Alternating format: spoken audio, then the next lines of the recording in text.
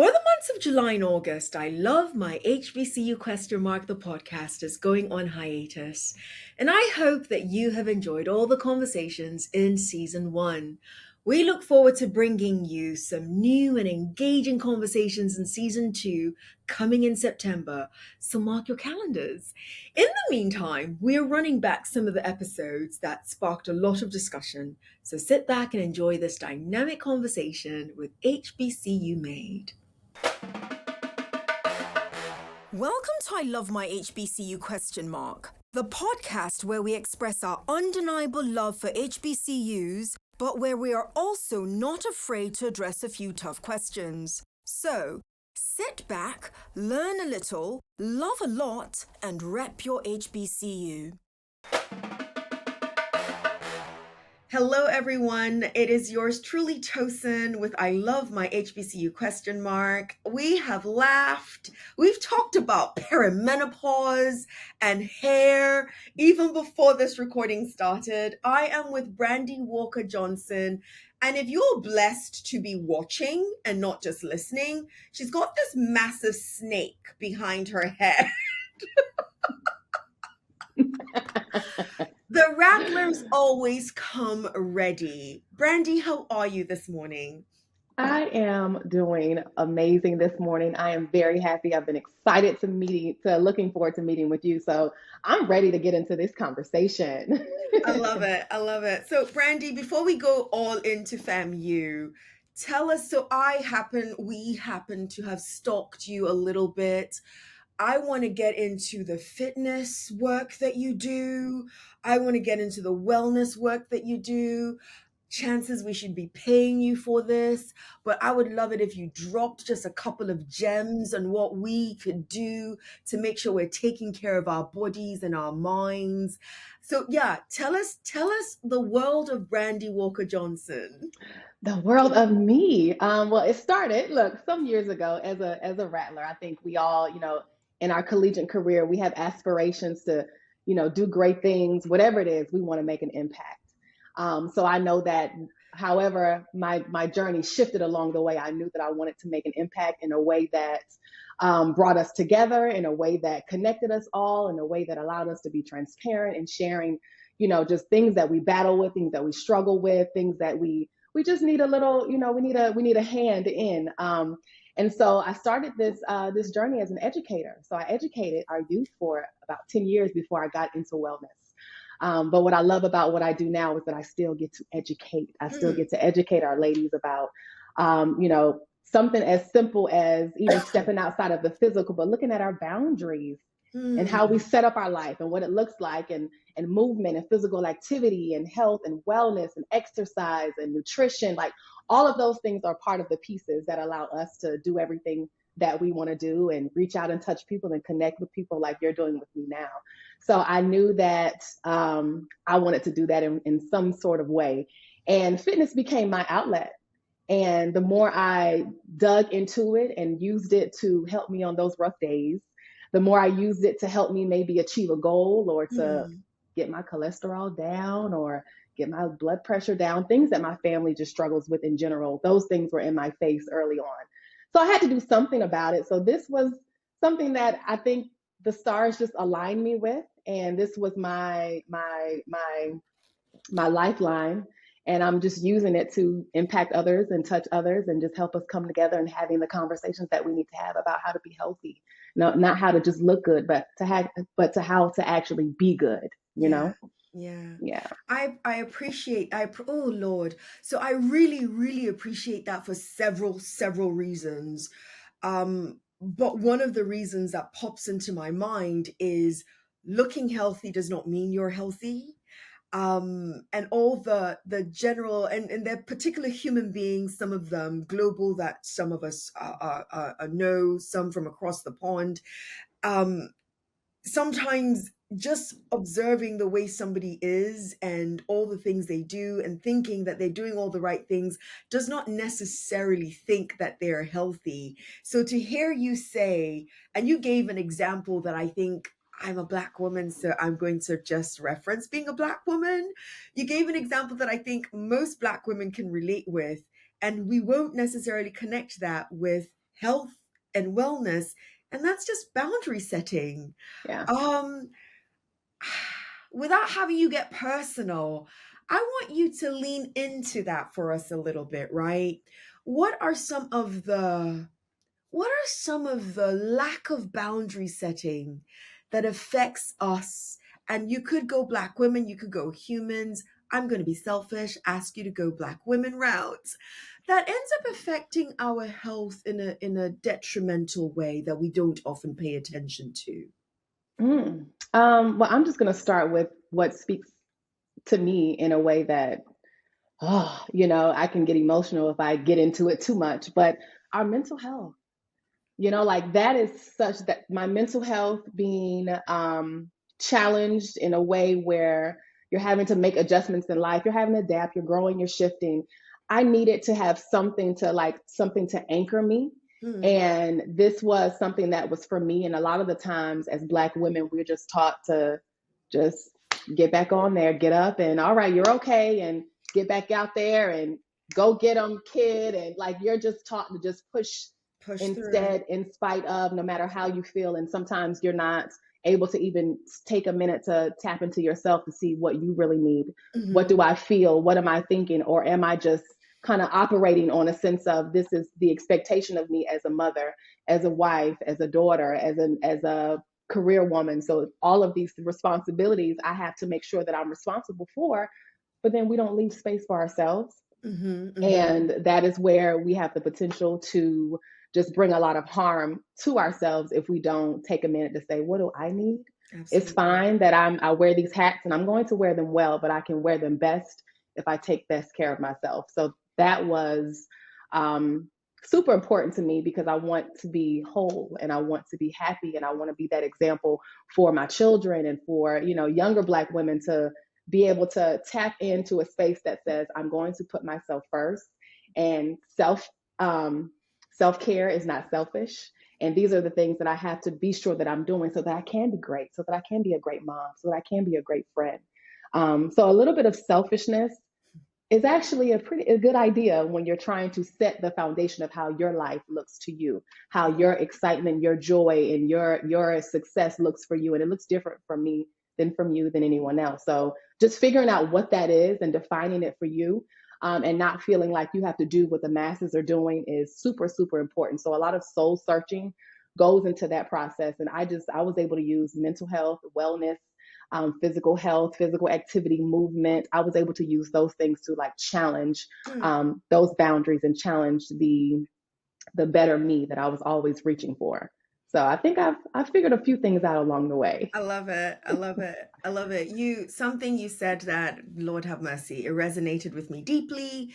It's going to resonate with a lot of people is the she educated our youth. You educated our youth for quite a bit before you made this transition.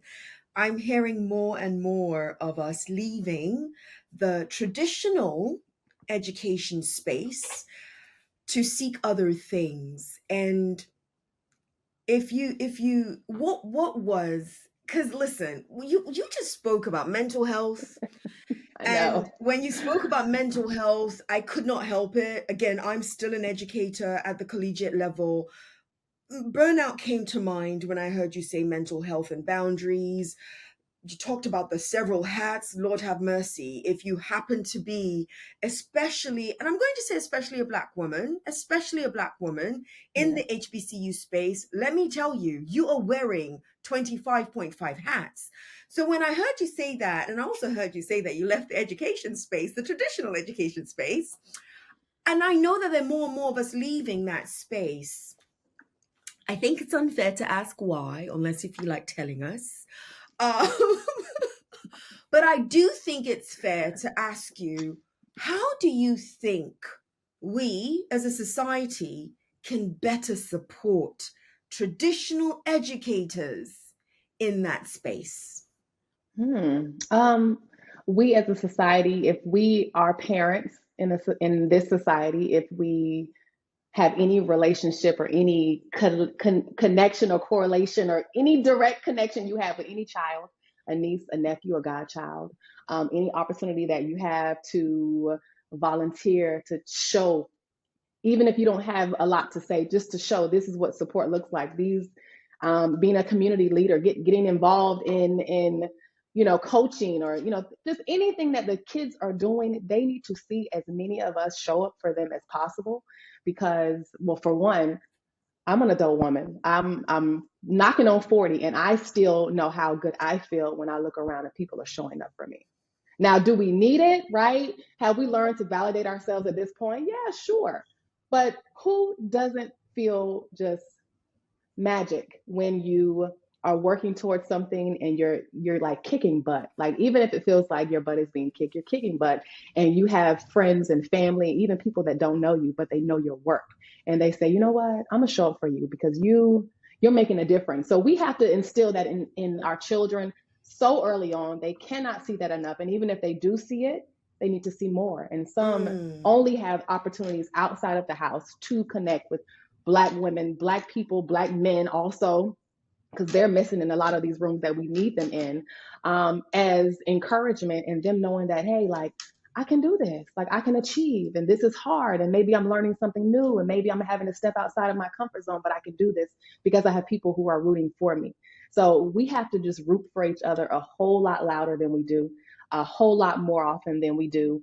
And we can't stop it doing that, because that right there, it sets something on fire in your soul that inspires and that ignites and that turns on your hunger to learn and your mm. hunger for change. So I know that our youth have it. Like, they have the potential to surpass anything that we can think of that we're going to do in our lifetime. So we have to just set the tone early on. So we got to give back. Like, in a long story short, we got to just give back. We have to give back, and we can't leave our educators to have to raise our children. We have to raise those babies. Ooh. We have to raise them. They're there to educate. We have to raise them. So that connection is so important in our children, knowing that we are all on the same page. So if you mess up at school, oh, you're going to hear it at home. If you mess up at home, when you go to your godparents' house, you're going to hear it over there. When you go to your dad's house, you're going to hear it over there. When you go to your meeting, your leadership meeting, you're going to hear it over there. You are going to be so accountable for your actions, to where you're not going to want to disappoint the people who show up for you. So those are some things that I use with my own children, and things that we communicate consistently, because we really just want them to just get it. The light has to go off. So we just have to continue to give back. We have to continue to praise, and we have to continue to let them know when they can do better. Brandy, anyone who has ever listened to this podcast knows I cry easily, and you almost brought me to tears. I cry easily. I don't know, and I know people are probably talking about me and like, We what don't the care F is about wrong with them. her? Because half of the time when I'm crying sometimes, honestly, Brandy, it's like, what the F are you, why is that making you cry? Like, why? But you said something, right? So I'm always writing down gems that people share. And you said something that hit me to my core. A, because I am still in the education space, but B, I wasn't raised here. And you said, don't leave our educators to raise our children. And I wanted to share this with you because it's true. Again, I wasn't raised in the United States of America. And when I came here and I heard the tagline, leave no child left behind, or something like that, Mm-hmm.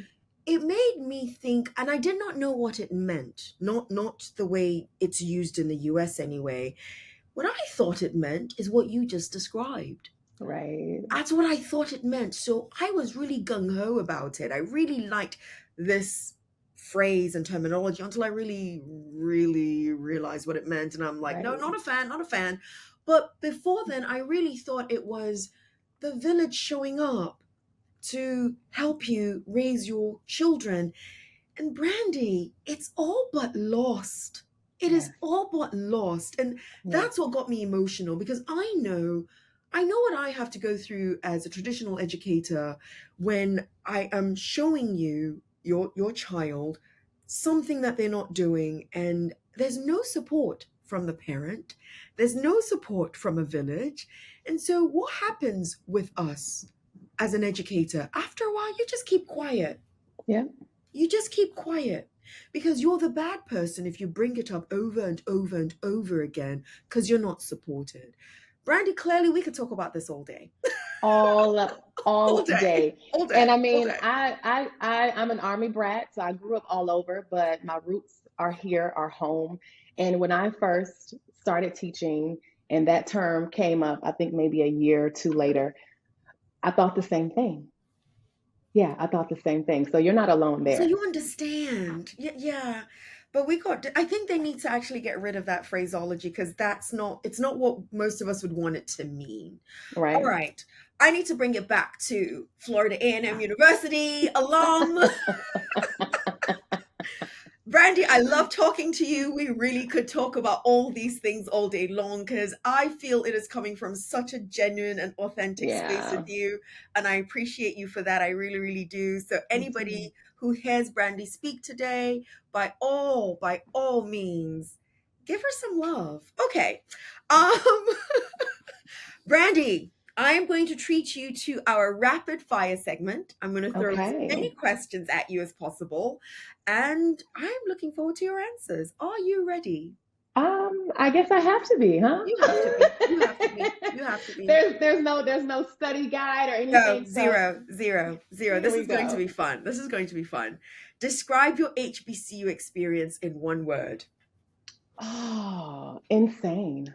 Insane. I love that one. Yeah, I love yeah. that's But the first one. in like the best, worst, Way. craziest way. Like it was insane. I'm coming back to that. I'm coming back to that. We're going to talk about that later. If your time in college was a song, what song would it be? Oh, it would be I like it like that. She working that I don't know how to act slow motion. Because some days it was just, you know, it was a vibe. Yes. We especially working through that freshman year. So slow motion, juvenile. I love it. I love it. I love this. I love this. Ooh, what would you have wanted to tell your college roommate but didn't? Hmm. Oh, I did not tell her, oh gosh, like how much I loved her. I told her later, but just how much I appreciated just everything about her.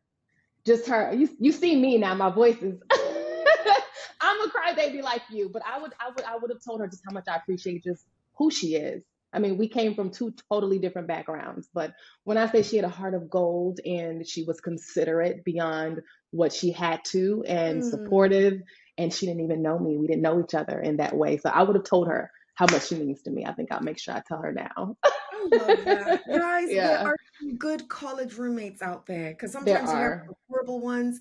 There's some great college roommates out there. They just told me that my time is up, but I'm always going to take the liberty to ask a couple more questions. And I'm Let's going go. to shout out your favorite professor and what did they teach? Oh gosh, my favorite professor. I was a member of the Marching 100, so my favorite professors are in the College of Music. Dr. White, Dr. Julian E. White, Dr. Shelby Chipman, Lindsay B. Sargent, the whole staff. The Like they whole were staff. all of them, all of them. I love it. Brandy, on a scale, and you're going to be honest, on a scale of 1 to 10, how good of a student were you? 1 to 10. I was a pretty good student, I would say now, but I also saw the students that like made me look like I wasn't leveling up enough. Like, oh gosh. So I would say, right, you okay. I would say about an eight. I would Eight. say I was an eight. Yeah, I'm giving you a 10. You're giving me I'll 10 take it. energy. So I'm I'll giving you take it. 10.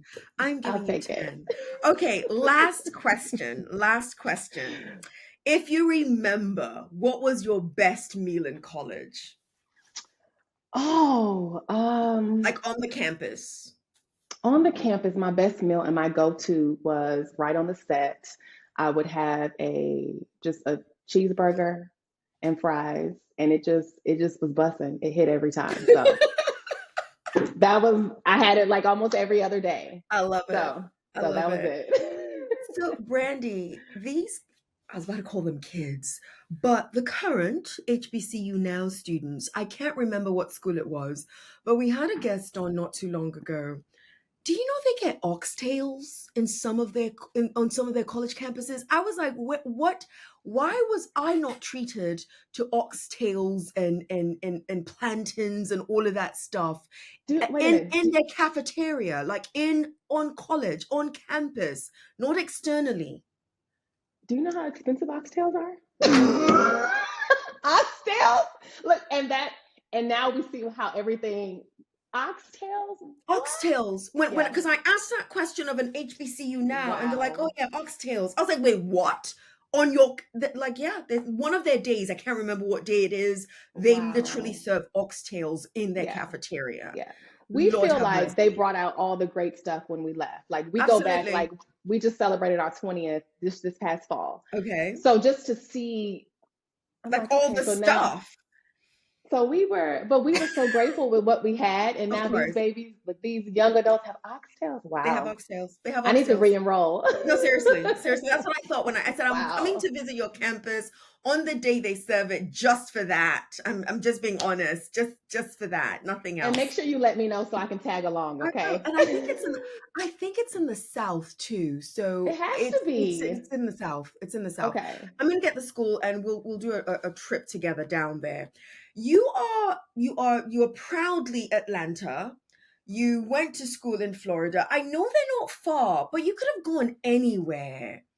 How Give us your college selection journey. How did you go from Atlanta, where you've got Spelman, where you've got Clark Atlanta University, and they're going to hate me for not mentioning all of the HBCUs in Atlanta, but you've got quite a few of them. How did you end up at Florida A&M University? It was a no-brainer for me. Now, I am a musician, so my high school band director was also a rattler. He was also in the Marching 100. He played French horn, same instrument I played. So that was helpful. And then once I started actually researching the school, I said, wow, this school has really they look now they have a good time and they celebrate each other and they party, honey, but like they really achieve and they show up. And I saw Black excellence in a way that I had never seen it before because Mm. my rearing had always been very, very diverse, and sometimes, I was one of few brown faces. So this was an experience that I felt like I had to have. And once I was fortunate enough to have a teacher, someone close enough to me that I could just pick his brain and ask him questions. I did. I took full advantage, and that was my first choice. My parents did say, "Hey, we gotta look at some other schools first. We need to look at." So I Sure. looked at, I put an application in for those other guys in Daytona. I just slid it in. TSU was on the list. Spelman was definitely on the list. Howard was on the list, but FAMU was that was where that spoke to my heart. So that made my decision pretty easy. I love it. I love it. It sounds as if you knew before you knew, and so the choice kind of got made for you. Yeah. And not made for you by others, but the choice was already made, is what I'm hearing from you. Yeah. Um, Absolutely. we know that you've got I don't want to call them babies, because if they hear this, they're going to be like, "Why is mommy just calling us babies all the time?" But They you've got are. two. She's like, "They are." They are. Look, as long as they are in my pocket the way they are my babies, but they will always Listen, be. listen. This is a very unfair question that I ask parents this all the time for kicks and giggles, right? Which I want to twist it on you. Mm-mm. Which HBCU would you pick for your kids? Take FAMU off the table. Okay. Take FAMU off the table. Okay. Which, because they see it, guys, she's got a massive rattler behind her head, so yeah, there's that. Take FAMU off the table. Which Okay. HBCU would you be like, yeah, I'd pick this for this one, I'd pick this for that one? We're just Okay. talking. You're not the parent that's gonna tell your kids this is where they must go. We know Right. that, but you can throw a few things out there. Which one would you pick for each, Huh. and why? And why? And why? I'm going to start with my son. My son is 13, and the way his mind works has always been just really interesting to me and most of his teachers, even when it was overly working. I would definitely say he's into engineering and coding and science. I would say I'm gonna Howard has to be on that list, right? Howard's on that list, and then I'm gonna have to, kind of step out the box and say, oh, we're only doing HBCUs though, Yes, we only are. For HBCUs. right now. For right now. Howard, it's gonna be Howard for him, I would say. Can I know I asked the question, You did. so I should leave you with your answer. No, no, no, give it to me. Please give it. And I am a Howard University alum, by the way. That's Okay, where I got my okay, last 2 degrees. nice. But you said engineering, and it would be a disservice of me if I did not ask you. And I'm going to throw two universities at you. I was Okay, going to be unfair and just throw one.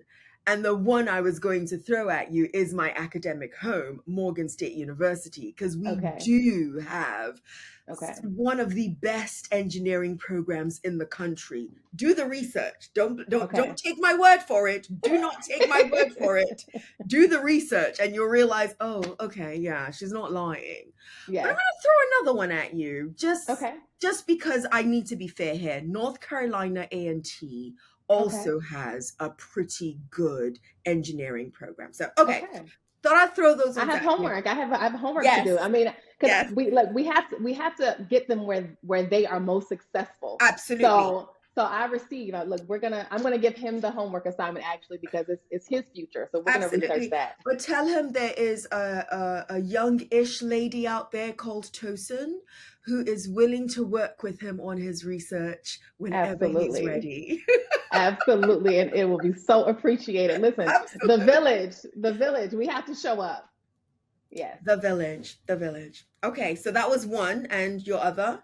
My daughter, I would say now she is 15, but she's trying to kind of navigate what she wants to do exactly. Okay, She knows okay, she wants to do something in business. okay. Um, Oh, she's she's been gorgeous. looking at Spelman. She's been looking at just that community of girls. I think that would be great for her. And because she is such a girl's girl, I think that type of support and that closeness, I think that'll be a good experience for her as well. I'm not even gonna Yeah. throw it. I'm not gonna throw any other options at you. I'm not. Based on what you've described, Spellman gives that sisterhood that is wow. Yeah. Like that's Yeah. the only word I have is I know there are sisterhoods everywhere else. I know you have your sisterhood of friends from FAMU, but then you look at what Spellman does with those community of girls, Yes. and I dare you to try to penetrate with them. Yes. It is a strong, beautiful bond that at least on the outside looking in, I observe it to be really, really special. Yes. I'm getting Thanks for chills. allowing me to be so unfair, because that's such an unfair question. So thanks for allowing me to be so unfair. But hey, listen. Um, Listen.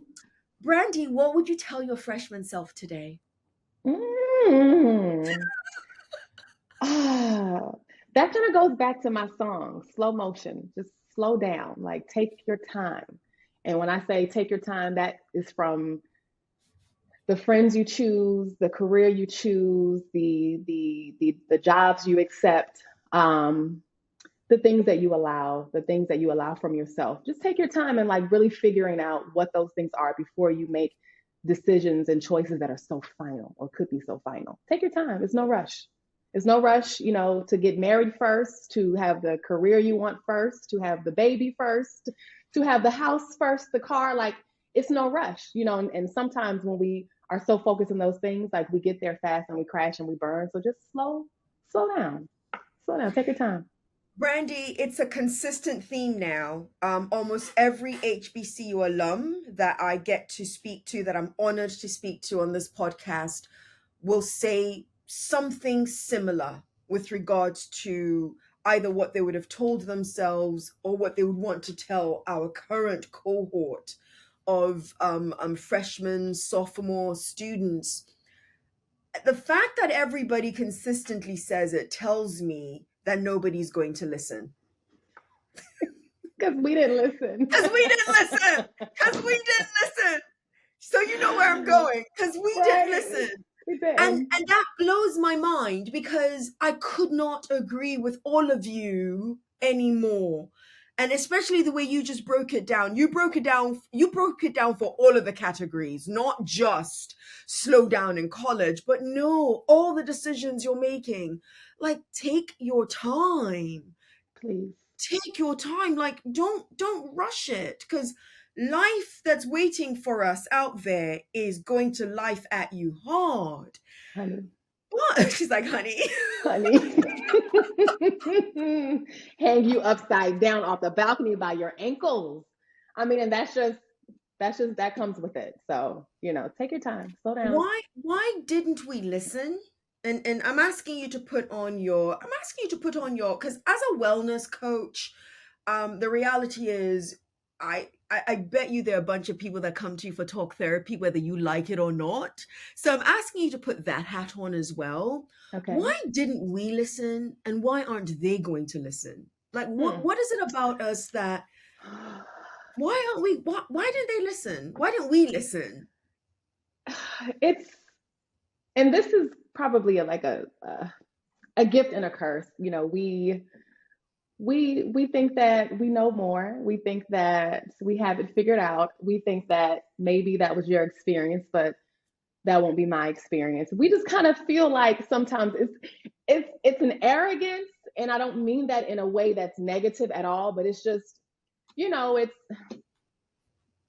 yeah. Look, in a nutshell, like that's ultimately what it is. And we want to know, we want to feel that because we are growing up and we are these young adults that I can make this decision. Like I can make this decision, and mom, you don't know what you're talking about because That you're an was your old lady. time. Yeah. You're an old lady and you've never been 19, you've never been 20, you've never like had any, disagreements or any struggles or anything Yeah. that you failed from. We like to look at those people like they aren't human. And it's not until we get older we realize how human our parents are, how human the people who tried to teach us, like they really knew what they were talking about. So we got to just keep on. Look, we have to keep telling them someone's going to listen, right? That's Someone's true. going to That's listen. true. And there are some that actually do. And those are the ones that stand out. Those are the ones that shine because they realize that my path isn't your path, but I want to order my steps because I want to get this thing as right as possible and save myself as much heartache and stress and struggle as possible, as much Yeah. as we can. Yeah. No, you're right. I have nothing to add, not a single thing, because you could not be, no, you could not be more right. You really could not be more right. Wow.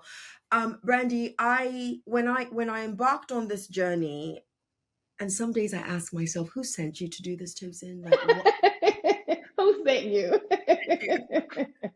But I am grateful for the Brandy Walker Johnsons of the world who are willing to come on this platform and showcase what HBCUs produce, to showcase a singular voice. I know when we say HBCUs, and we know that everyone that walks through all these hallowed walls are different, getting to hear the differences in their voices matters. You've said so many things that have resonated so well that I'm Mm, hopeful resonate with more than just Tosin, and resonate with I do this as a love letter to our current students, believe it or not. I And love you that. said somebody is going to listen. Somebody. So I'm hoping you're right. Not I'm hoping you're right. I know you are right. I'm hoping more than just one person hears Brandy say that somebody's going to listen to the fact that slowing down is actually going to help you in the long run, as opposed to speeding through it like Tosin did. And she should have slowed down. And Brandy, thanks for And not leaving me. me hanging, Brandy. Thank you so much. You are not alone. Thank you. Thank you so much. I hope they hear, because here's what I think we had. Here's what I think they have that we did not have. And I'm not going to boil it all down to just social media. I'm not going to do that. I do think they've got heightened pressures on them that we did not have to deal with. Yeah. And if for those who might say, no, Tosin, we had to deal with it as well, maybe we did, but it wasn't so public. It wasn't so in your face. It wasn't so multidimensional that you are questioning every single thing about yourself almost every single day. I don't think we had that. No, So, absolutely not. because I don't think we had that, I actually think they need to slow down a little bit more than we needed to. So, from your lips to their ears, I hope more than one or two people hear what you said. I really do. Yeah. Really, really do. Brandy, I know you love Florida A&M University, but I always ask this question. What is a one No! I can already feel it. Look, and I'm like, She's like, no, no, I have to. I have to. I have okay. to. What is a one thing?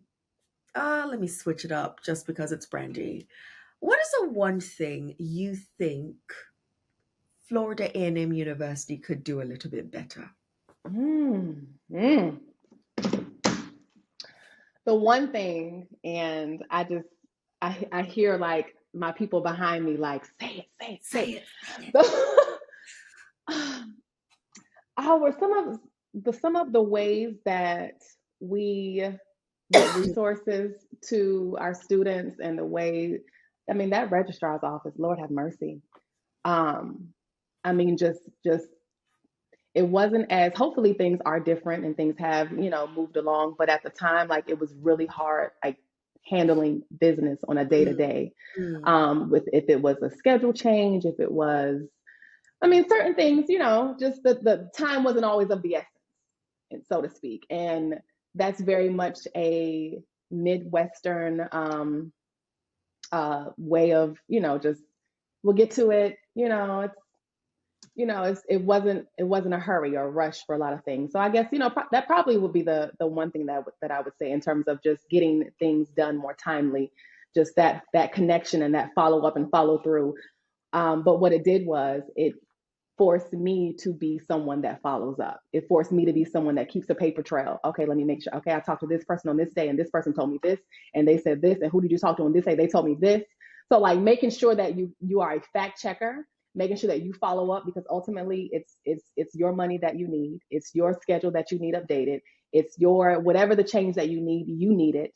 So it definitely instilled in me the art of like you got to go get it. absolutely. Yeah, They say there are no they say there are no wasted experiences. So, and it's why I asked that question because, of course, the totality of our experiences right. from a lot of our HBCUs are good. But there are some moments during that whole Like, experience that you're like like, you got really? wait, waiting on his net check. Like, Really? where's my check? But it taught us some things, and Yeah, I use this to implore our current students to rise above. It doesn't mean I'm condoning because some of the systems are still a little crappy, Brandy. They really, really are. yeah, But don't allow that to take away from the totality of your experience, and it will teach you something that you will use in the future. We've covered a lot. You've been so kind, but I know there's got to be one or two things that, okay, Tosin, I would have wanted you to ask me this. Is there something that I have not prodded you with that you'd love to bless the audience with? Hmm. I can't say that I have any one thing that you didn't touch on. I feel like you touched on different aspects of my life and things that make me who I am, and make me who I am. Uh, but I always can talk more about how important it is for us to take care of ourselves, right? How important it is for us to not ignore signs when we know that something is changing in our bodies, when we know that we feel differently. We have tendency to feel something and excuse it. Oh, well, I'm okay. That's just, and we diagnose ourselves, and we aren't the medical professional. So I really want us to do better with listening to our bodies. Yeah. I feel like if we do that, we can stop a whole lot of things before they have potential to just wreak havoc through our bodies. If we have the conversations that we need to have and we aren't afraid to voice what we're struggling with, we can get the help that we need when it comes to our wellness, when it comes to our our labs and our numbers, when it comes to our mental health, anything that we're struggling with or we have a question or concern about, we just need to ask the question so that we can get the help that we need. And that's whatever it is, no matter how big, no matter how small. And definitely hire or bring in some medical professionals, some healthcare professionals that can help you achieve whatever your goals are, your health goals, your wellness goals, whatever's going on with you that you may need someone to assist you with. Do not be afraid to ask for help. Do not be afraid to say that I'm struggling. Like, really do the work to prioritize your number one. Your number one. I appreciate you. Yeah. Listen, the one I heard you say that resonates like crazy. Listen to your body. Like, listen to your body. I appreciate that. Brandy, finish this sentence for me. Because of my experience at my HBCU, I will not Make myself small to make anyone feel comfortable with who they are. Not ever, not now, no way, no how. On my worst day. Never. The end. Look, what they said, period. Yeah. That hit Yeah. hard. That hit hard. That hit hard. Brandy, leave our audience with a parting word or short phrase on why you love HBCUs. Mm. I love HBCUs because it is a family away from home. It is friendships that last you a lifetime. People who are able to see you throughout your worst, best, most highlighted and celebrated times, and also pick you up during those times where you need it most and remind you of who you are. So, HBCUs are family. That's love. Brandy Walker Johnson, thank you. Thank you. To those watching, to those listening, I have enjoyed every minute of this conversation with Brandy Johnson, alumna of Florida A&M University. And I hope you have enjoyed watching and listening. I also hope I have earned the pleasure of you subscribing to I Love My HBCU question mark. How could you not like this episode, this specific episode, because of Brandy Walker Johnson? That's right. Yours in HBCU love. See you next episode. Brandy, thank you so much. Thank you for having me. Absolutely. You've been listening to I Love My HBCU question mark. Let's keep the conversation going as we share our stories and encourage more practical support of HBCUs, whilst of course holding each other accountable. Don't forget to follow and subscribe for the latest episodes. Until next time, love and lift your HBCU.